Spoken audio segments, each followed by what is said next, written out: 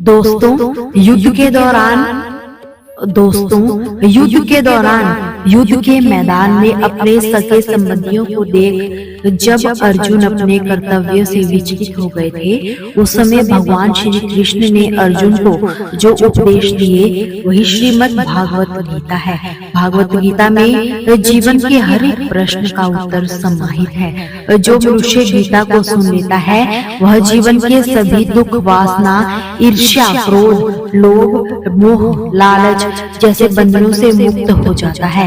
भागवत गीता मनुष्य के जीवन को बहुत सरल बना देती है, क्योंकि भागवत गीता में जीवन का असली मकसद बताया गया है। श्री कृष्ण ने कहा है कि यहाँ सब कुछ बदलता रहता है। काल चक्र में इतनी शक्ति होती है कि वह राजा को रंग और रंग को राजा बना देती है। इस जीवन में एक पल में क्या हो जाना है और दूसरे पल में क्या हो जाना है, इसका आंकलन कोई नहीं कर सकता। इस जीवन में कोई भी चीज स्थायी नहीं। हर एक चीज शुरू होने के बाद उसका अंत अवश्य होता है और फिर नई चीज शुरू हो जाती है। जीवन में दुख आते हैं तो कुछ पल के बाद सुख भी आते हैं। कभी लाभ होते हैं तो कभी हानि भी होती है।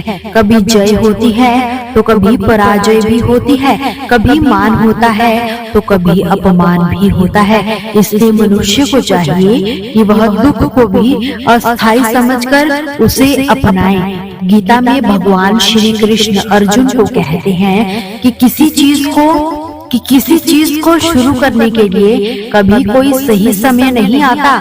मनुष्य जब कोई चीज शुरू करता है वही उसके लिए सही समय होता है, और जो मनुष्य सही समय के इंतजार में रहता है उसके लिए सही समय कभी नहीं आता और वह कभी भी अपने काम को शुरू नहीं कर पाता। ऐसे मनुष्य जीवन भर सही समय का इंतजार करते रहते हैं और कभी सफलता प्राप्त नहीं कर पाते।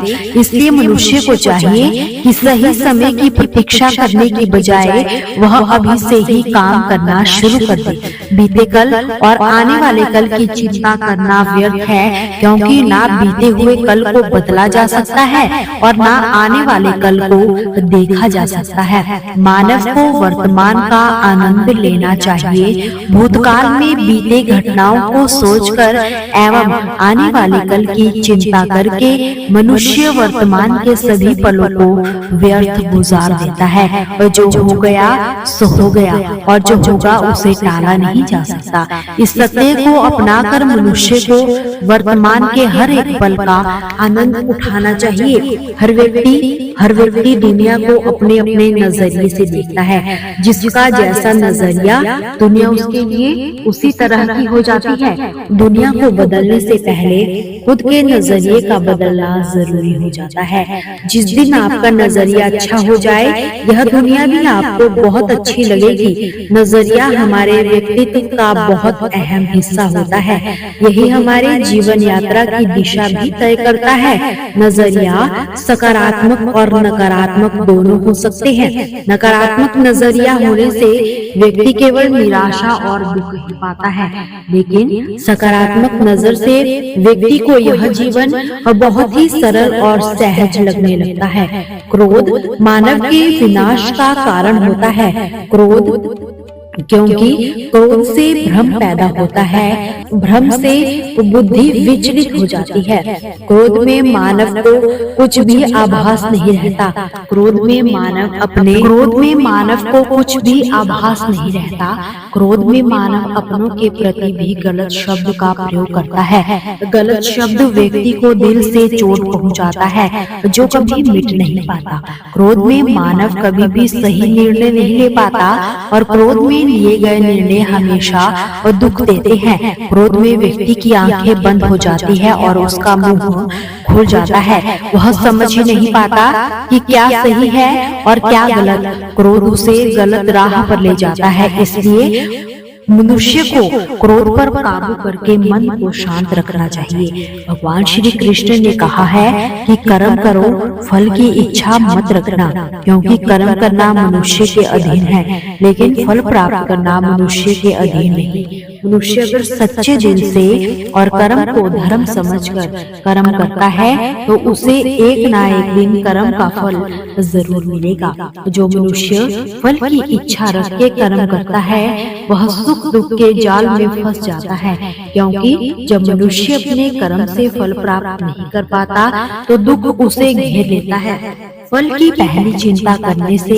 मनुष्य अपने कर्मों को सही से नहीं कर पाता, लेकिन जो मनुष्य बिना फल की चिंता किए कर्म को करता है उसे फल अवश्य मिलता है और वही व्यक्ति ज्ञानी भी होता है। श्री कृष्ण कहते हैं कि मन जिसके बारे में हम सुनते हैं लेकिन कभी देख नहीं पाते, क्योंकि मन हमारे शरीर का एक शक्तिशाली अदृश्य हिस्सा है।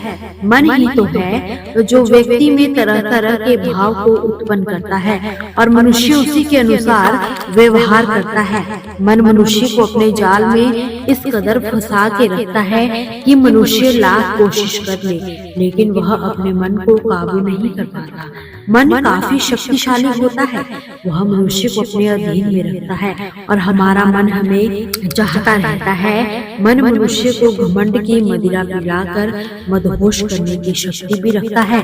मन मनुष्य को जीवन के अंत तक अपने जाल से निकलने नहीं देता, जिस कारण मनुष्य सदा जीवन के मोह माया में व्यस्त रहता है। हर मनुष्य की आत्मा में अंदर परमात्मा का प्रकाश है और उस परमात्मा का सकारात्मक करने के लिए मनुष्य को अपने मन पर नियंत्रण करना चाहिए। एक बार मनुष्य मन पर काबू पाने में सफल हो जाए तो वह जीवन के मोह माया से बहुत आसानी से हट सकता है। मनुष्य का शरीर तो विनाशी है, इसका कोई अस्तित्व नहीं, लेकिन मनुष्य की आत्मा अविनाशी है। आत्मा कभी नहीं मरती, यह सदा अमर रहती है। आत्मा को न कोई शास्त्र मान सकता है न ही कोई अस्त्र मार सकता है। मनुष्य का शरीर मृत्यु के 5 तत्वों में विलीन हो जाता है, लेकिन आत्मा दोबारा नए शरीर में जन्म ले लेती है। इस प्रकार जो व्यक्ति जीवन के इस सत्य को समझ जाता है कि वह आत्मा कभी नहीं मरती, वह व्यक्ति कभी किसी के मरने का शोक नहीं मनाता, क्योंकि उसे पता होता है कि केवल शरीर मरा है, आत्मा तो जिंदा है। शरीर का नाश होने के बाद आत्मा दोबारा किसी अन्य शरीर का रूप लेगी। व्यक्ति जो कर्म कर रहा है वह पाप है या पुण्य, यह कार्य को करते हुए देखकर नहीं कहा जा सकता।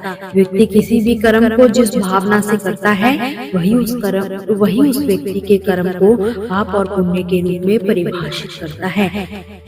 दोस्तों, आपसे फिर मुलाकात होगी श्री कृष्ण के अनमोल विचारों के साथ। हमसे जुड़े रहने के लिए हमारे चैनल को सब्सक्राइब जरूर कीजिए। वीडियो को लाइक और शेयर करना बिल्कुल भी ना भूलिए। कमेंट सेक्शन में जय श्री कृष्ण जरूर लिखिए।